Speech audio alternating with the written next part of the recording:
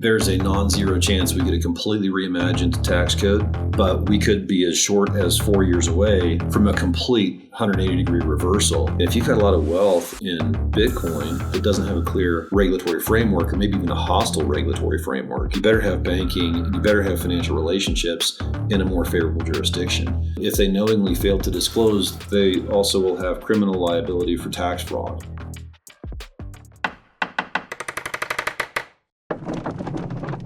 Yeah, this has been a subject on the show for probably like 4 or 5 episodes in the last 3 months, is generational wealth and talking about philosophy, history. I had Will Tanner on, who's really obsessed with the landed gentry in England in the 1500s through the early 21st century, and this whole idea of how maybe not ancient families, but old families acquired and then handed down wealth throughout time. And you're the perfect person to speak with. We're sitting with Matt McClintock from Bespoke to talk about how to manage wealth as a Bitcoiner. This is something that you deal with every day and that you specialize in. I think your book of clients that have built their wealth via Bitcoin speaks for itself. And you're very near and dear to the subject of not only wealth management, preservation, potentially growth, but passing that down via what you guys offer at Bespoke. Yeah, I mean, that's really the essence of it. I mean, we I moved into the Bespoke in this world through the lens of long-term estate planning, and so my career has really always been focused on helping families create not just the right entities or the right structures and match up the right jurisdictions, but really think through the decision-making process, the governance frameworks that are necessary to manage significant wealth across multiple generations. And it just so happens that in 2017, I started applying that expertise to Bitcoin. And it's just, as you and I have talked about this previously, I think to a certain degree, but Bitcoiners have a very long time horizon. You know, we have a tendency to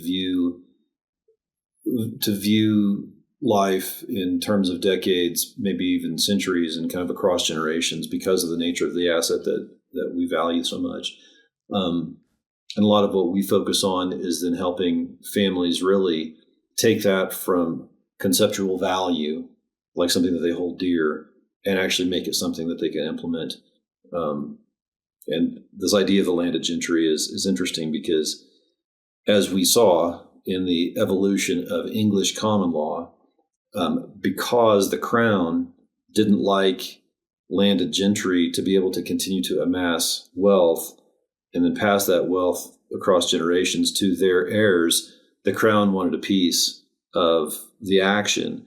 And so they enacted laws like the Statute of Elizabeth, which prohibited you from securing assets in a trust that was for your benefit, but was shielded from outside claims. And so that, and the rule against perpetuities, or the rule against perpetual trusts, which said that at some point, trust structures, especially ones that hold land, must empty out every so often so that the crown can have a piece of the properties that were held inside that trust. And so whether it's through the landed gentry, whether it's through things like the federal gift and estate tax that we have now, the income tax, the capital gains tax, whether it's the monarch or whether it's the crown of the treasury, government always wants a piece of its what they think is their share of somebody's wealth. Yeah, that was the fascinating thing. During that conversation with Will, we dove into a paper that essentially described that this leakage of wealth that you described because of the crown stepping in, but it really accelerated in the 20th century when taxes became burdensome, and you had much of the multi-generation landed gentry families essentially end up with no wealth at all by the Vietnam War, and it was because of taxes particularly. And I think that's why I love talking to you as it pertains to Bitcoiners, thinking about what they hold, the value that it sits at now, and the potential value that it could sit at some point in the future that we're all pretty confident that it will be at, is if you have a sizable stack, you need to begin planning on how to protect that and prevent that wealth drainage that the state introduces via taxation. Mm-hmm. Yeah, that's right. It's I've been on this kick lately about looking at some of what the ancient fathers said about wealth. I've been kind of on a deep stoicism kick, kind of going back down that path that I started many years ago. But Seneca has some interesting perspectives on wealth, but then also kind of looking into the Gilded Age of the United States, and what the DuPont family did early on, how the Vanderbilt fortune was built and lost, how Andrew Carnegie perceived wealth. And it's really interesting because the Vanderbilt generation, the Vanderbilt dynasty, if you will, was very famously built and almost completely lost inside of a century. From the time Cornelius Vanderbilt made his millions, first in the steam industry, and then he amplified that through the rail industry, passed that on to his son, mainly to one of his sons. He had 13 kids, 10 of whom lived to adulthood. He gave all of that wealth to one kid. And then that kid doubled the family empire in 9 years. And then when that kid died, he split it 50-50 among his kids.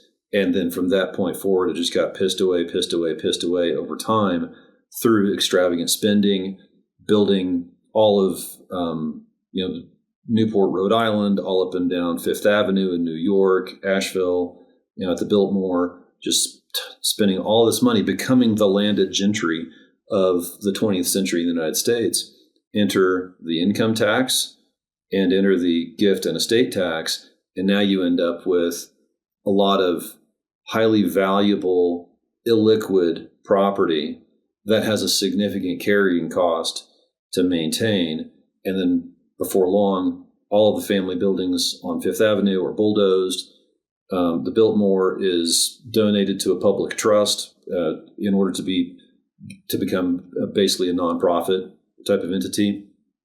And the family has nothing left of the hundreds of millions of dollars that the Commodore had built during the course of his lifetime.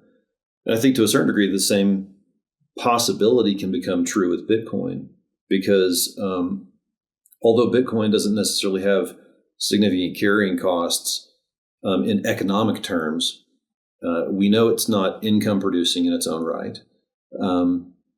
The kind of financial chicanery that can take place trying to generate alpha on Bitcoin, we've seen how that has not ended well for a lot of people in the past, either becoming forced sellers or losing to custodial counterparty risk or whatever, or being forced liquidation of an asset that's got massive capital gains tax liabilities and losing the underlying. But it also carries with it the carrying cost of just the stress, the technology burden of maintaining private key security and being able to cascade that security over time. And so then, helping Bitcoiners really think through, how do you apply generational thinking to an asset that is highly liquid in technical terms, practically illiquid very often in capital gains tax perspectives, otherwise doesn't generate income in its own right, but is this asset that they want to ultimately pass down for multiple generations. And it requires a lot of complex thinking, and it requires a lot of, I think, second order thinking in order to put the right structures in place. Yeah. And not only that, but I think really moving with the times that we were talking about before we hit record, like this new CTA, the Corporate Transparency Act that we talked about the last time we were together on a podcast, and on the Last Trade podcast, you have to be aware of these moving variables that are being introduced and taken away from time to time, and just literally be active with how you're protecting your wealth and trying to become sovereign. I mean, that's why many Bitcoiners get into Bitcoin.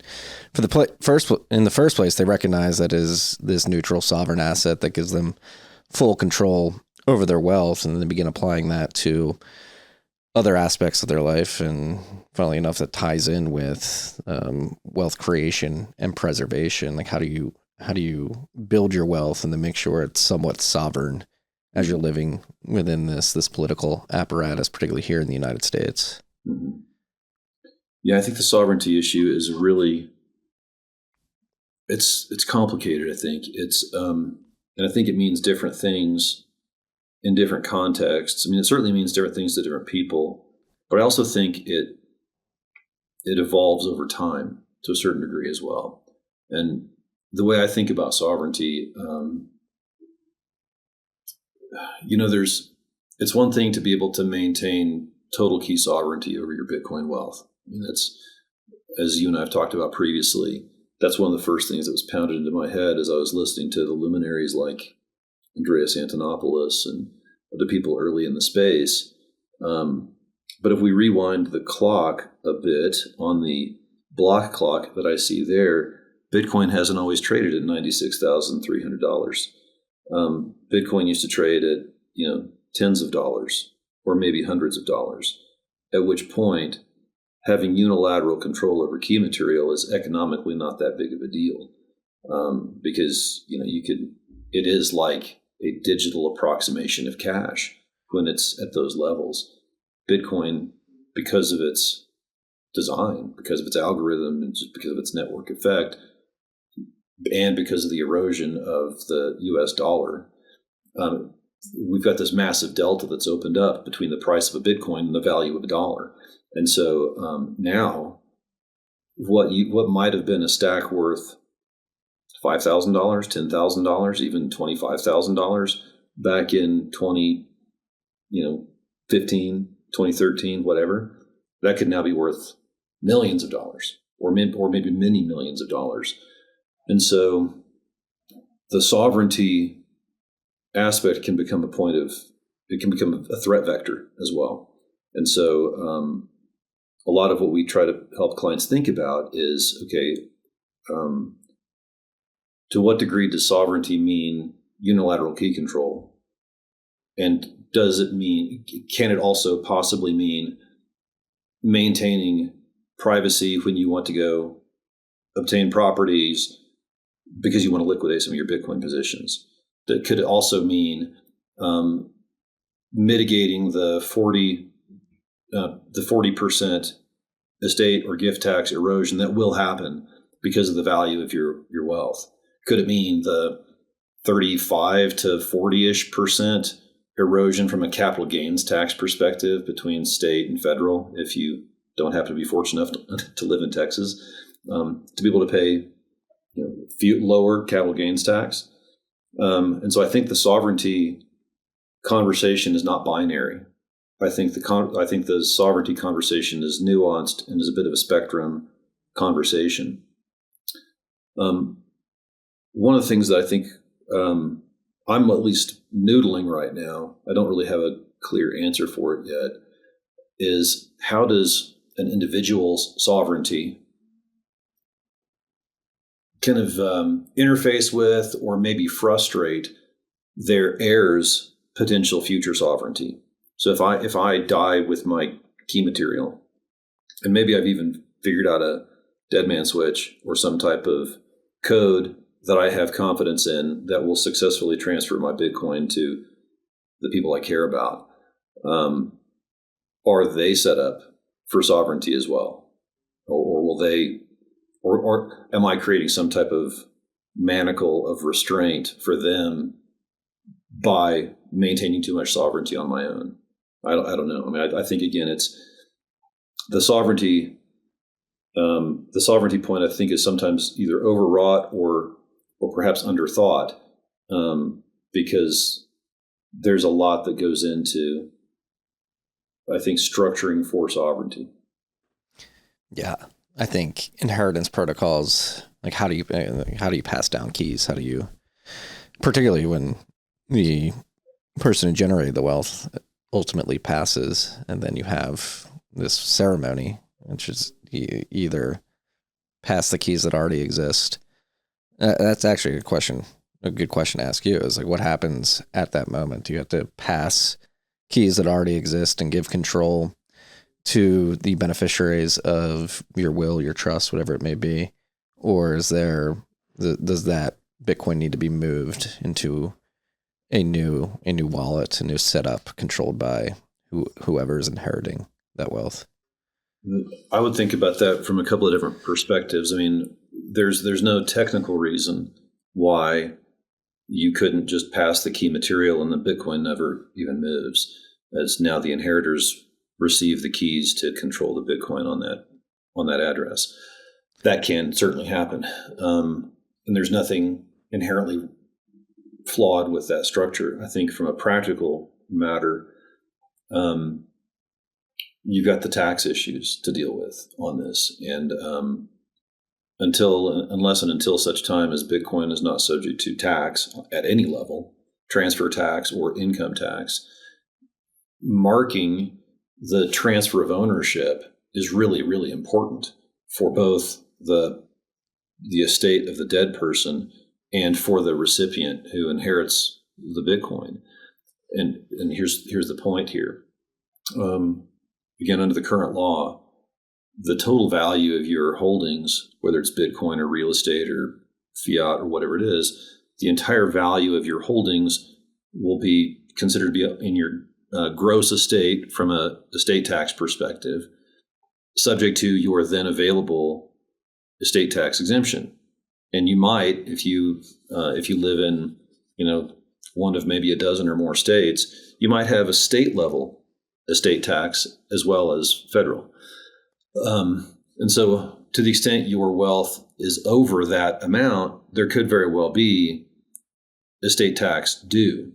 And the rate in the United States right now is 40%, so 40 cents on the dollar above your federal exemption amount would be due to Uncle Sam.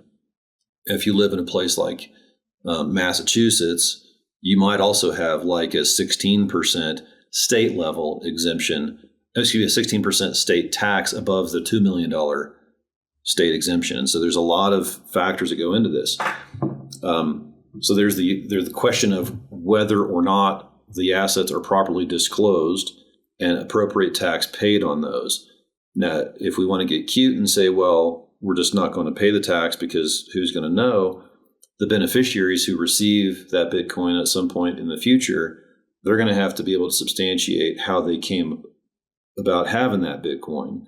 And if they failed to disclose that on a estate tax return, then they will not only have penalties and interest that relate back to the date of death. If they knowingly fail to disclose, they also will have criminal liability for tax fraud. And so that's just I'm kind of the wet blanket in the room, but that's just the way the law works. And from a capital gains tax perspective, the beneficiary would like to be able to demonstrate that they received that because somebody died, not because somebody gave that to them during their lifetime.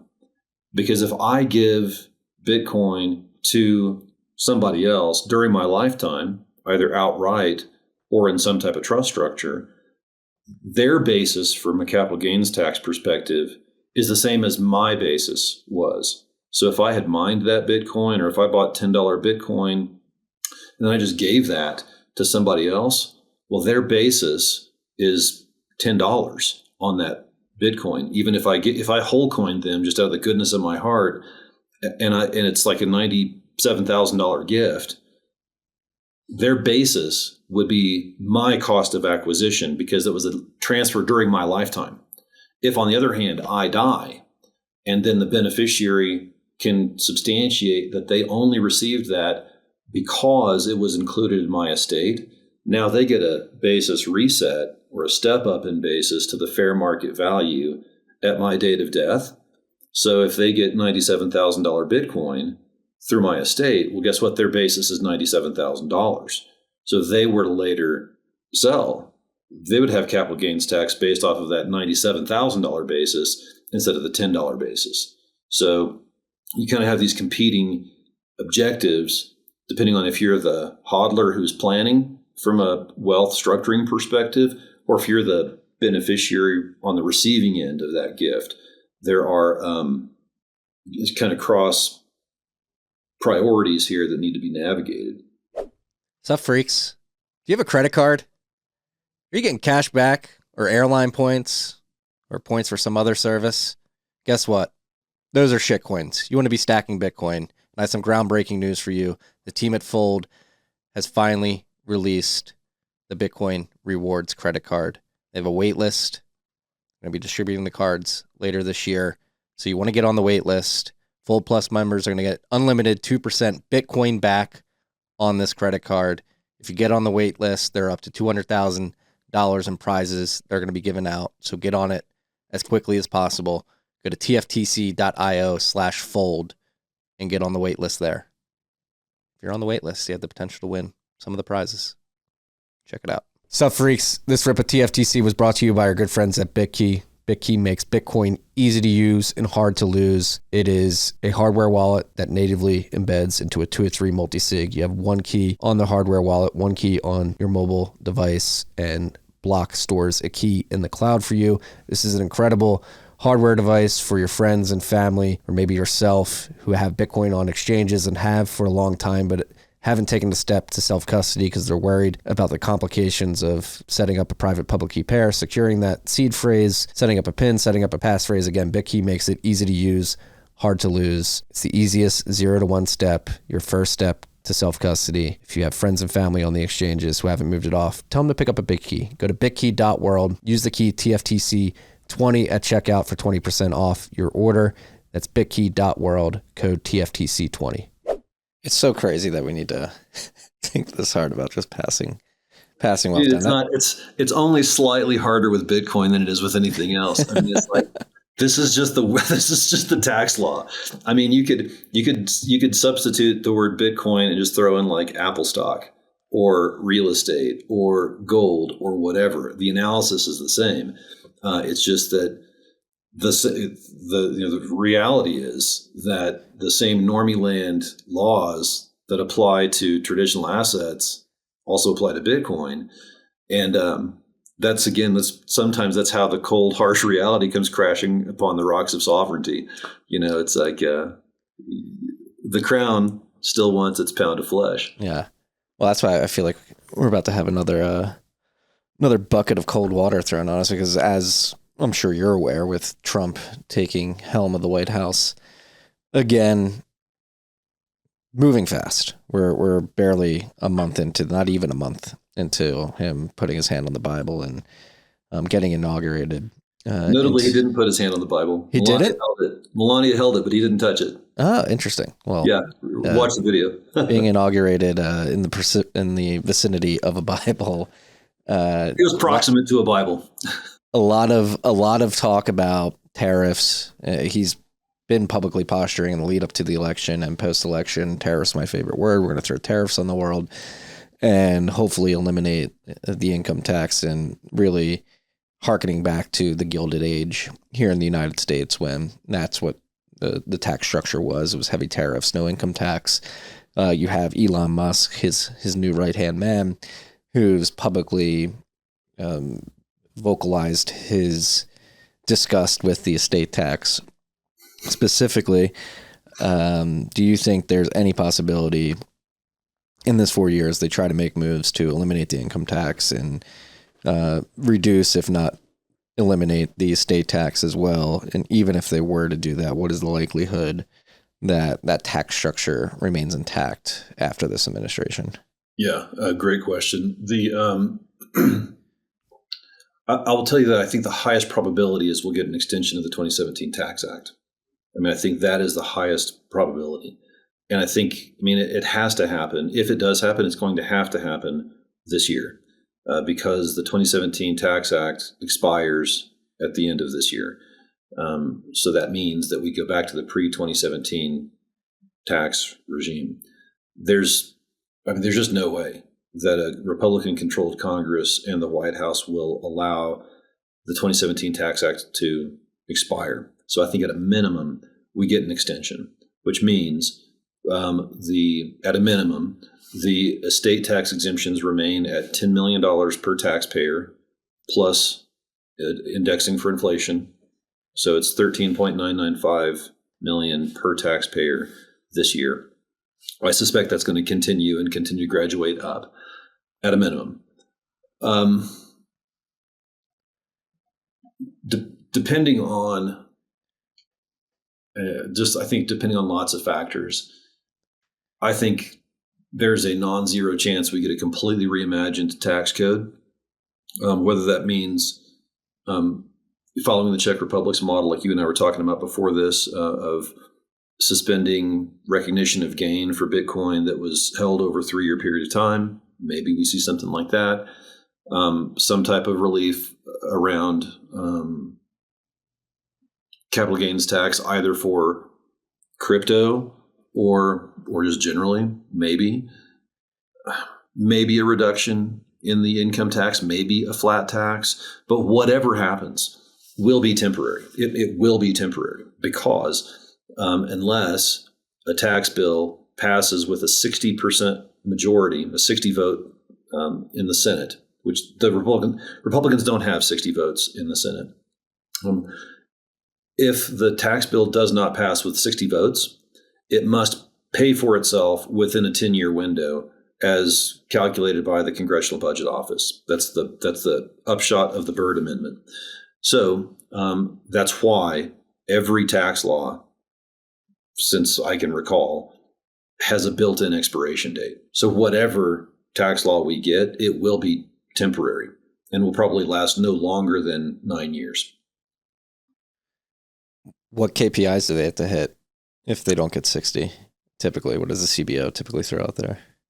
Well, it's got to pay for itself in commensurate. You got to have enough revenue that they can map out to pay for the revenue reduction from the tax cuts. And so there's this whole convoluted formula that some things are taken into consideration, other things aren't. Tariffs, notably, are not part of the equation. So tariffs aren't counted as tax revenue. So any revenue that the United States gets through tariffs would not count towards the computation as to whether or not a tax bill will pay for itself. So I think unless you can get 60 votes, you're looking at, another decade of trying to figure out how these things work. Yeah.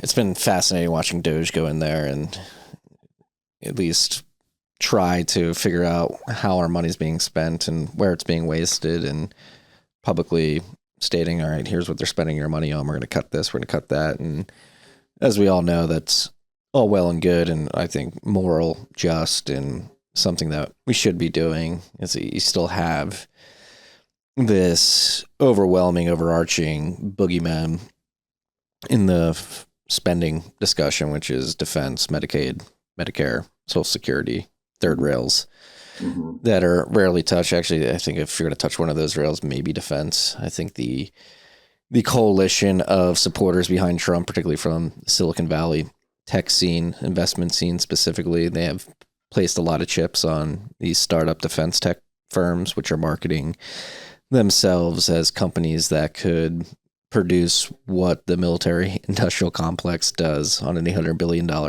budget with 10% of that budget. And they're arguing they can do it quicker, more efficiently, and most importantly, cheaper. So maybe we get some spending cuts there. But the overarching point of this ramble that I'm on right now is that the crux of all these tax policies that have amassed over the last 112 years since the income tax was introduced, they stem from welfare programs, essentially, that are necessitated by the fact that we have created this fiat monetary system, Frankenstein, that dictates that you need to give handouts because the money's broken. And that's one thing I hope Bitcoin does, is assert itself as a reserve asset at first, and then hopefully a global reserve currency, and it just sort of naturally solves a lot of these spending issues that evolve from the fact that we messed up the money and just we operate on this debt-based system. And hopefully, once we get back on sound money, we can have more sensible tax policy, which in my mind is very low. Yeah, low probability. Yeah. Yeah, I think the way I think about that is you look at the primary recipients of the third rail of spending, and that's the largest voting bloc, or at least historically the largest voting bloc in the U.S., and that's senior citizens. Now, granted, the millennial generation just flipped them in this latest election as the larger voting bloc, but you're still dealing with a very large, very noisy voting bloc that relies extensively on Medicare, Social Security, and have these kind of halcyon days, kind of reminiscences of a great military in the traditional analog sense. And so I think it would be an uphill slog to really touch those third rails and do something meaningful about them, unless and until the baby boomer generation is materially irrelevant. Now, I could be mistaken about that. I think that is worth considering.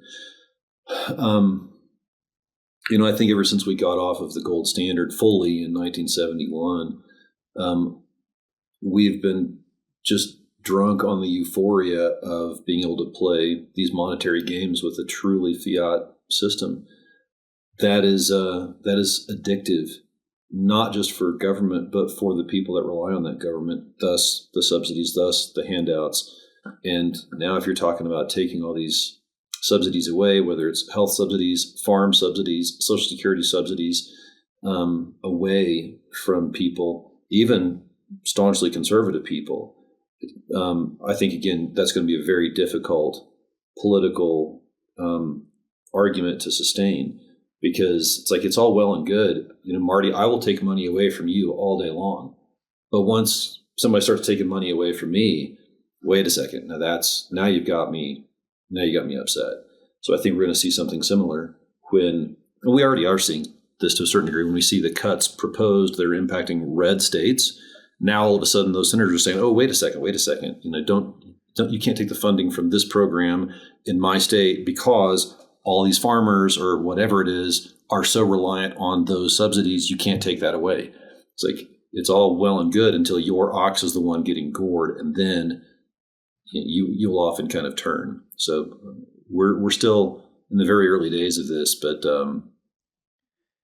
I think it's going to be. I think Trump has a much more difficult task than the first 4 weeks of effort suggests he will have. Yeah, that's the term that's been thrown around a lot in the first month of his presidency. Is he's inheriting a Gordian knot, and you can't untangle a Gordian knot. You have to cut it in half, and unless you're willing to do that, and it seems like he may be willing to. He and Elon Musk certainly have the will to do that, and so far they've got a Congress that's going along with them, and the Congress is acquiescing to pretty strong executive powers right now. We'll see how long that holds.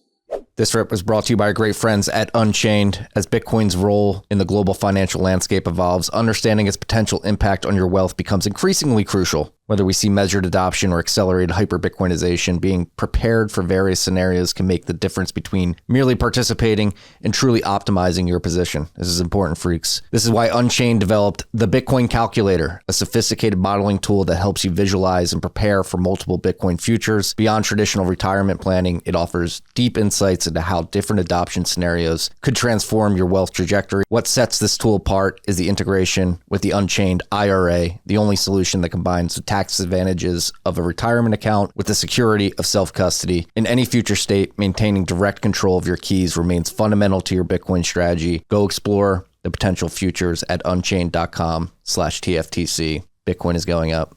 Make sure you're protecting it the right way. Make sure you have a good partner. That is Unchained. Go to unchained.com/TFTC. Yeah, that was the big, I don't know if he wrote a law or an executive order, but it was like any individual working below the executive branch, you can be fired immediately if you're if you're not following the directions of the executive, which is great. I mean, it's created a lot of controversy. I mean, mainstream media and obviously the left side of the aisle has their arms up in the air over all this, but it is hilarious just observing as an outsider. Well, not an outsider, I'm an American, but trying to be an objective outside observer of what's happening. It's like, we're supposed to have a constitutional republic, and this is, I think we've strayed so far away from the purpose and the intent of each branch of government that this is like the executive is supposed to be the executive of the executive branch shouting out orders, and everybody's supposed to listen to that. But over the course of many decades, it's this bureaucratic layers built up, and it got hubristic enough to think that it didn't need to operate in the way that was set forth in the Constitution with the division of powers. Yeah, I mean, the way I was taught it in my social studies class in grade school was, 3 co-equal branches. The legislative branch, being Congress, enacts the law, executive branch carries out the law, and the judicial branch interprets the law. And what we've seen through, and we're seeing this now, what Trump is doing what he's doing fundamentally is not necessarily that new. I mean, this idea of legislation by either executive branch rulemaking, as we've seen through Treasury Department and other departments, especially which led to the Chevron doctrine, either legislation through executive branch rulemaking or legislation through executive orders or declarations of war, which Congress is the one who can declare war, but presidents have, for generations now, have effectively declared war without Congress's action. And so Trump is just, I think, leveraging the momentum of a very strong executive branch, but he's doing it to a level that I don't think we've seen before in this country. And I think that one of the perspectives I have, having been on this planet here in the United States for now over 5 decades, it's like this will not always be. And so the norms that are being reestablished right now will someday be the norms that govern the other side of the aisle. And so to the extent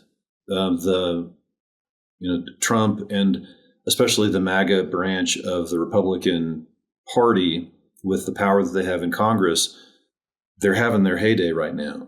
And it feels really great for them right now. But we could be as short as 4 years away from a complete 180-degree reversal. And if a far progressive Democrat president with a progressive-backed Democrat Congress has the same norms now that the Trump administration is exploiting currently, we're just going to be whipsawed back and forth. So I would caution people who are maybe conservative leaning, but maybe to a certain degree MAGA agnostic or libertarian minded, like I certainly am. It's like, we might want to temper our enthusiasm to a certain degree because there is a cyclicality to our politics, and the norms that have built up over time are designed to create constraints and guardrails that should govern whoever is in power. So if to the extent Trump and Musk burn down the house, better be careful what we get on the other side of that. No, this is something that was very predictable, and really it was Obama who opened up this Pandora's box with the normalization of executive orders, I believe, in his second term. And people were saying back then, like, all right, you're going to do it. It's going to be abused. And we've just seen this slow upward acceleration of the abuse of the executive order. And I said this on a show a couple of weeks ago. Like, it is exactly what you said. It's going to come back. Imagine when President AOC takes the helm, the type of executive orders that she's going to sign. She's going to one-up him. Day one, night one in the Oval Office, she'll have a stack of 500 executive orders. Well, I'll tell you, we're busy enough under this current administration with clients that are looking to establish secondary residencies. It'll be even busier with President AOC if we go down that road. Well, that's what I was going to segue this into, is like, more importantly, bring this back to what we were discussing earlier, sovereignty of your wealth, like with this whipsaw, this back and forth, and this abuse of executive powers that may seem good now, but in the future, everybody who's beating the table saying yes, more is going to quickly change their tenor from more to please stop. This is insane. This is unconstitutional. And I think being able to separate yourself from having to play within that whipsaw and actually create true sovereignty is important. So like on this topic of finding secondary residency and I guess the broader topic of multi-jurisdictional setups for wealth preservation, that's something that you've done a lot of work on as well, and something that should be on people's mind. Yeah, for sure. I mean, and it doesn't have to just be all doom and gloom either. I mean, to a certain degree, it's just opportunistic. We just kind of have this general philosophy that, in a hyper-connected world like we live in now, I mean, you and I both know people all around the world, and we interact with them perhaps as often as, if not more often than we interact with our own family members sometimes. So our relationships are already global. We have a digital asset that can be everywhere and nowhere at the same time. The laws of various jurisdictions, the regulatory frameworks of various jurisdictions, those should be considered assets in a playbook that we figure out how to leverage. And so whether you're talking about wanting to establish the legal right to live in another country in case we get to another lockdown situation and you are prohibited from leaving one country. Well, if you've got a legal secondary residency in Portugal or Italy or New Zealand or someplace like that, if you have a legal residency there, you have the legal right to be there. And so you would have, by establishing a secondary residency, you maintain a high level of freedom of travel when you might not otherwise have that freedom of travel. And when you have significant wealth, however you define that, I think it's just it's short-sighted to maintain all of that wealth in any single jurisdiction, even if it's a great jurisdiction like the United States is. And the United States is a great jurisdiction for assets, but as we've seen very recently under the Obama administration and the Biden administration, and even really under Trump's first administration when he was very much anti-Bitcoin or like a no-coiner type of mindset. It's like, if you've got a lot of wealth in Bitcoin or crypto, whatever you want to call it, and they're not the same. I mean, I don't equate the two, but if you've got this wealth and this type of asset that doesn't have a clear regulatory framework, or maybe even a hostile regulatory framework, you better have banking and you better have financial relationships in a more favorable jurisdiction. And so even now, during this Trump administration, we're still doing a lot of multi-jurisdictional planning for people because, again, part of the cyclicality of politics, like we talked about, part of the fact that we're already living in a globally interconnected world. The geopolitical order is changing in real time. We want to create a level of mobility and versatility to our wealth. And that means having certain structures with certain financial relationships and certain fiduciary relationships lined up in more than one favorable jurisdiction. So we have optionality. And so in the event let's say it's not President AOC, let's say it's President Warren and Vice President AOC. Well, do you want to hold a whole lot of your wealth in Bitcoin or in crypto, and all of it's in the United States under President Warren's administration? Probably not. It'd be nice to already have established economic relationships in a place like Switzerland, or in a place like Canada even, or in a place like the Bahamas, or someplace that's more favorable to managing these assets that could very well fall out of favor again, as you and I have both seen. Yeah. And so, pulling on this thread, you mentioned Portugal, Bahamas, Switzerland, Canada, maybe even what else is on that list? Well, I think it depends on what we're solving for. So from a structure and ownership perspective, again, I kind of look at this from a buckets perspective. If you're talking about U.S. domestic planning, you're probably going to be using states like Nevada, Wyoming, South Dakota, Tennessee, New Hampshire, Texas potentially, for U.S. domestic. Offshore, you might be looking at something like Nevis for a limited liability company, island of Nevis in the Caribbean.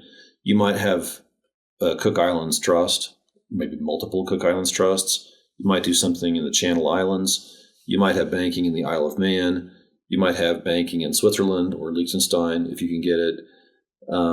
You might have some banking even potentially in Singapore, although they're kind of making some moves right now. If you're looking at residency options, that is a constantly shifting landscape, and it kind of depends on what you're looking for. If you can establish residency by inheritance, which means if you've got like Ireland, I think if your grandparents immigrated from Ireland, I think you can pick up citizenship through your grandparents. My family has been here since the 1640s, so I can't claim Irish citizenship through birthright. I've been here too long. But if you don't have the inheritance type of structure, whether it's in Ireland or England or wherever, you would have to go through some type of investment regime or a relocation regime, maybe a nomad visa or something like that. And then places like Italy are very popular right now. Places like Portugal are very popular right now. Malta is to a certain degree somewhat popular. Cyprus is still on the table. But that's a constantly shifting landscape as well. Those countries are constantly jockeying with each other to figure out, okay, well, what are we trying to attract? Do we want people to buy real estate? Then maybe we'll have a real estate purchase option. Do we want them to invest in our stock market? Then maybe we'll have a public equities option. Do we want them to contribute to our culture and to our nonprofit space? Then maybe a donor contribution would be there. Do we want to build up venture capital companies here, like portfolio companies here in our country? Then you can do like a private investment type of option. Those things constantly shift around. And so for a lot of our clients, we help them kind of figure out, okay, well, what jurisdictions make sense? What's going to give you the greatest level of flexibility, and then help them kind of pair up the right opportunity with what they're trying to accomplish. Yeah. I imagine with the geopolitical situation where it stands now and the push towards this more multipolar world, trying to stay on top of all this, or I imagine these smaller areas too. Switzerland most famously, historically, has been neutral, but I imagine like the Bahamas and Portugal, maybe even, and some of these other jurisdictions will try to stay neutral as the world gets more multipolar. But it's probably something that this is your job, that everybody needs to stay on top of as things evolve. Yeah, that's really what we do. We're like strategic air traffic control for these clients. It's like, okay, you got some concerns. Whatever those concerns are, we'll help you think through them, help you spot the issues, help you try to apply some second order thinking. If you get this, then what? And then try to bring the right solutions to them. But it's always changing. Just like we talked about the cyclicality of the U.S. political cycle, we talked about the temporal nature of tax laws. All the states in the United States are constantly jockeying with each other to be, some of them are trying to be more protective, more favorable from an asset protection perspective, from a privacy perspective. Some don't care about that, and that's a constantly shifting landscape. There are income tax opportunities that open and close within the United States. And then you have to think about the broader world. And,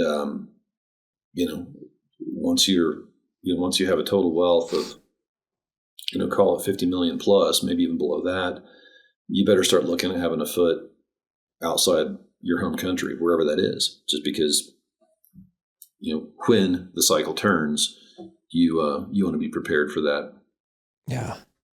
And I guess I'm curious to touch on this topic too. You mentioned in 2017, you really dove into Bitcoin and built this special specialty and the special practice and bespoke to cater to the needs of Bitcoiners who had accumulated a lot of Bitcoin, watched the price go up and wake up to an extreme amount of wealth. But obviously, with this current administration, with Bitcoin turning 16, being at $1 trillion asset and above, close to a $2 trillion asset now for a period of time, it looks like the floor is above $1 trillion for Bitcoin's market cap for the foreseeable future, likely forever.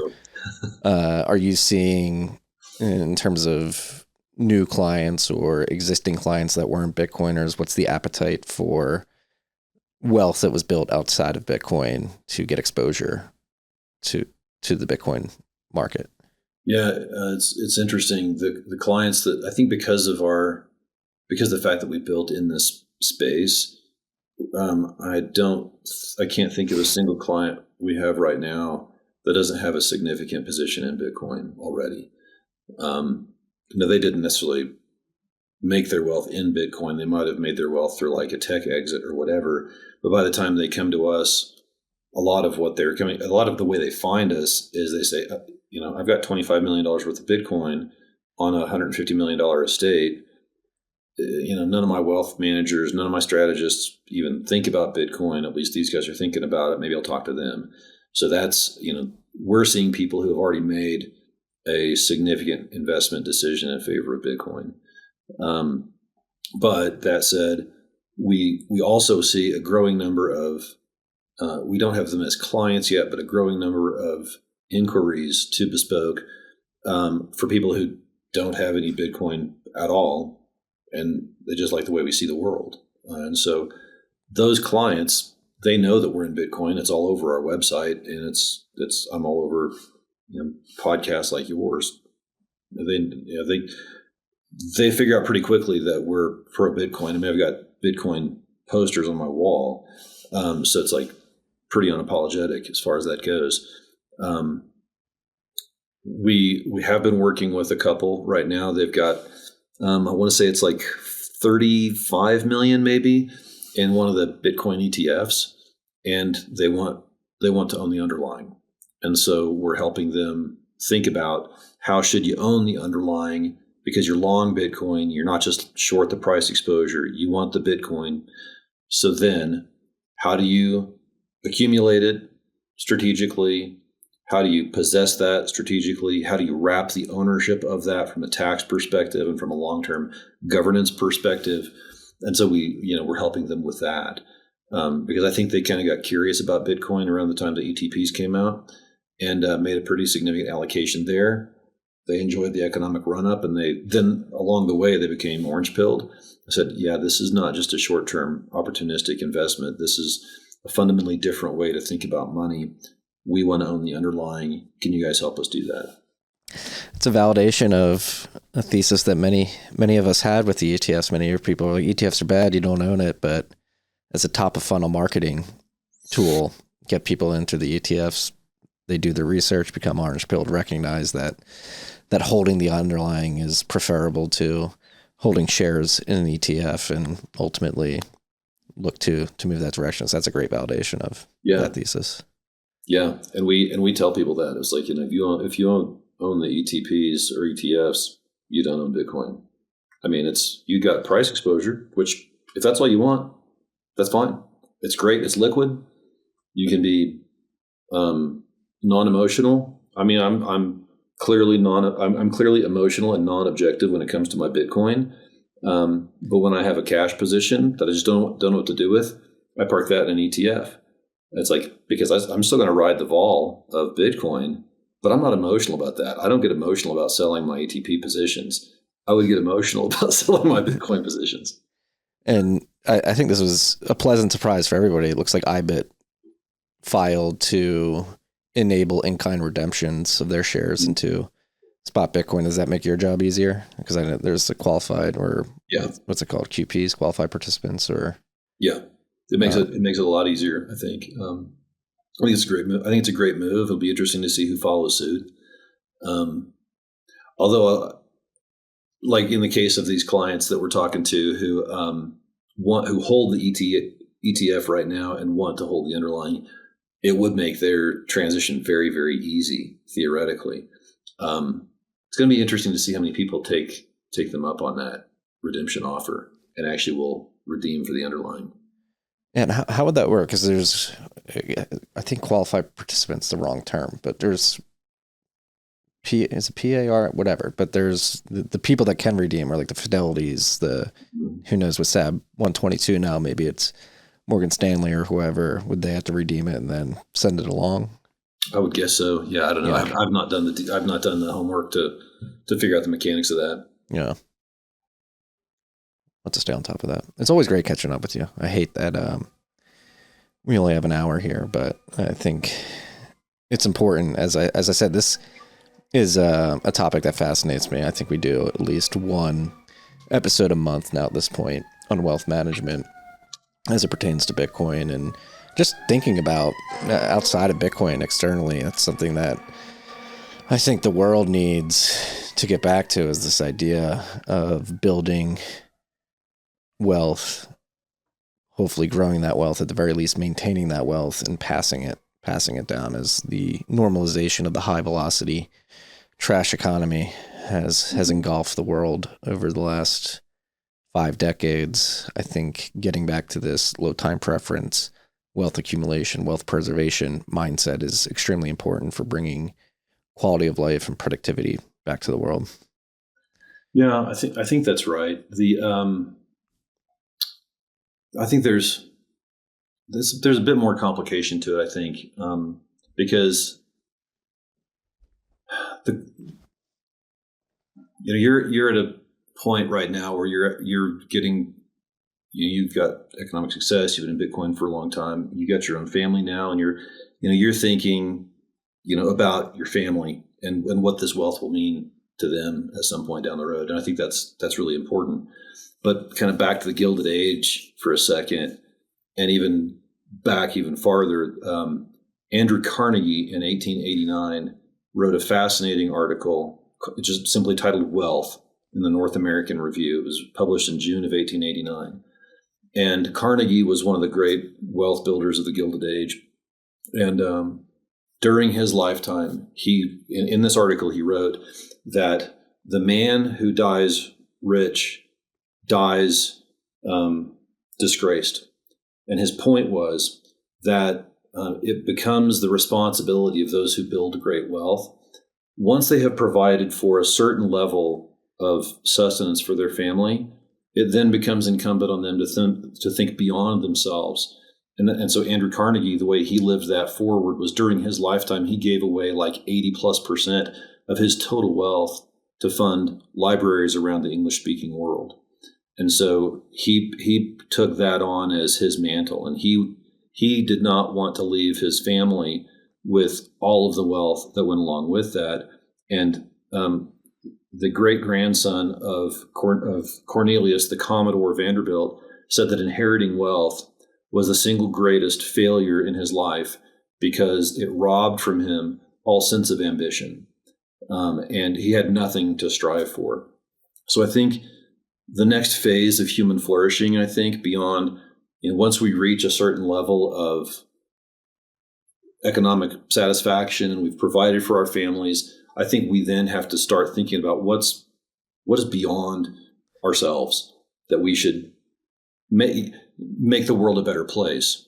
And our clients are to the point where they think, a lot of the inheritance I want to leave my children is a better world to grow up in, and in a better world to raise my grandchildren in. And so absolutely providing for their needs, but beyond providing for their needs, being careful to not rob them of a sense of ambition and a sense of drive and a sense of desire to grow. That can be the dark side of inheriting a significant amount of wealth. So that's a lot of the conversation that we have with clients. Say, okay, great. How much is enough? And then beyond that, what is it? That's funny you mentioned that, because yesterday I recorded an episode with Kevin Dolan, who's throwing a natalism conference here in Austin next month. And part of at one point in the conversation, funnily enough, as I said, we've been talking about a lot on the show. We got on like wealth preservation and passing it on. He brought up an interesting point that I never heard is that I forget, I think it was at one of the meetups that he had up in Dallas a couple of weeks ago. They had an estate planner come, and he was asked a question like, what are the most successful families who have generated and passed down wealth throughout generations? What is the common thread between all of them? And he mentioned that there's a sense of vocation. So he tied it into a family in Dallas that has had multi-generations of wealth passed down and maintained, and they have a vocation in Dallas where they like manage some of the river,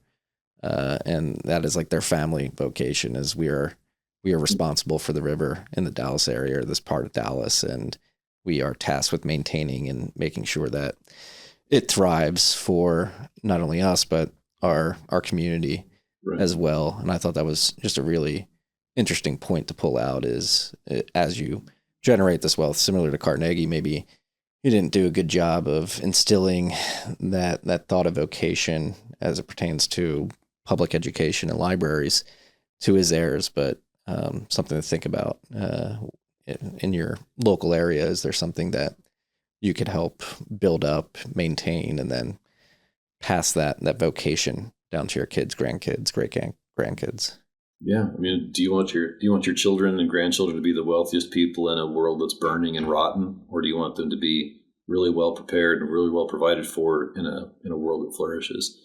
And so those are a lot of the conversations that we can have with our clients. And again, we're kind of agnostic as to what their causes are. We just want it to be important to them.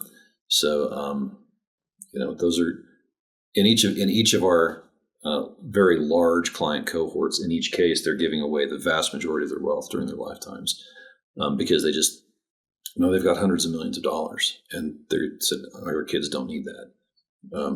Their kids are going to be fine. So then what? Michael Saylor, don't just burn your Bitcoin. Think about it, sir. Think about it. Yeah, I think that's right. Mr. Saylor, seriously. I mean, if you burn your Bitcoin, that's great. Marty's stack becomes more valuable. My stack becomes more valuable, and I will thank you. My kids will thank you. But do something meaningful and philanthropic with it instead. Yeah. Make the world a better place as a result of it. Make the world a better place, Mr. McClintock. Thank you for doing your part to help advise people and manage their wealth as they try to do this. That's the one thing over the many conversations we've had over the last couple of years that I really appreciate and admire about your work is really getting into the details with your clients of what is your goal and how can I help you achieve that. And from what you've described, a lot of your client base is I want to make the world a better place in this particular way, this particular industry, this particular nonprofit area. And it's like, all right, let's get to work. Let's make it happen. Yeah. I mean, we strive for authenticity in all that we do. I mean, we try to be pretty much what you see is what you get type of thing. And we're going to ask people uncomfortable questions. That doesn't mean we like to watch people squirm, but we want to help them think. And, it's like, well, we will ask them questions, and if they don't want to deal with those, then that's okay. But we only want to work with people who are ready for some level of authenticity. We believe in curiosity, creativity, authenticity, and resilience. I mean, those are our fundamental tenets, and that's what we try to measure everything else by. Awesome. Where can everybody find out more about Bespoke?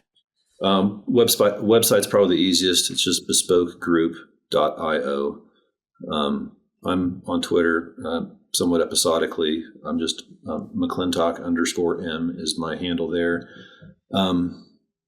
Also on LinkedIn because that's where a lot of people still hang out. So that's how people can find what I do and learn more about our work. Hell yeah. Well, thank you. I hope you enjoy the rest of your cold afternoon. You too. in the sub-freezing Austin climes down there. So luckily we had the. It's always great to chat with you, and I love the work that you do. So keep up the good work. Thank you. You too. Preserve your wealth, freaks. Think about it. Peace and love. Bitkey.